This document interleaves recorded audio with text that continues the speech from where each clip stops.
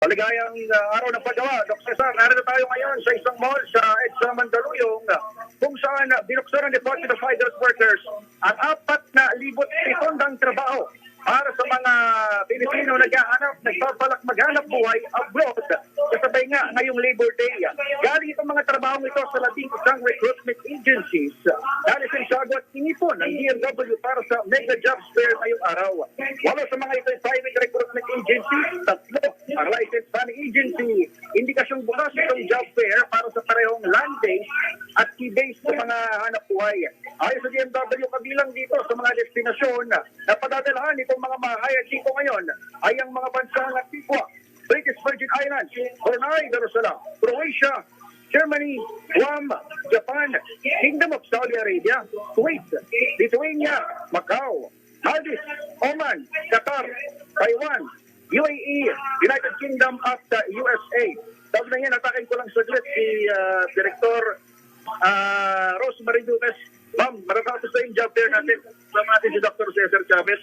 Kumusta? 4,700 jobs. 4 p.m. magkukusa tayo. Kumusta ang sitwasyon dito?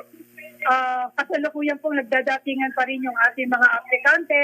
Actually, as of this time, we have around 816 personal applicants na dumalo na po dito sa ating job fair. 816 physically dumalo. Pero may mga nag-register ba pre-hand bago pumunta rito?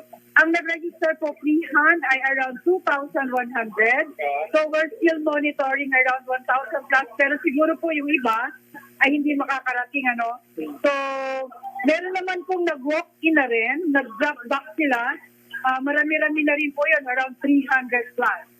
So 800 plus 300 plus, around 1,000 plus na rin po ng mga job seekers. Dapat sinabi mo, meron na pala kayong pre-registration bago magpunta sa job fair. Ano yung sabihin nito?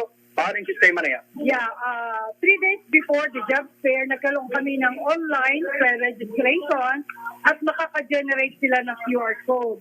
Ito ay isang innovation namin para maging maayos ang flow ng ating mga aplikante at pagdating ng QR code, titingnan na lang po namin yon and then nakahook na rin po yun sa agency. So more or less, alam na po ng agency kung sino yung mga aplikante na kwalipikado doon sa kanila mga job orders na available. Ilan ang mga na kaya? So, on the spot, meron na ba? Related na ba?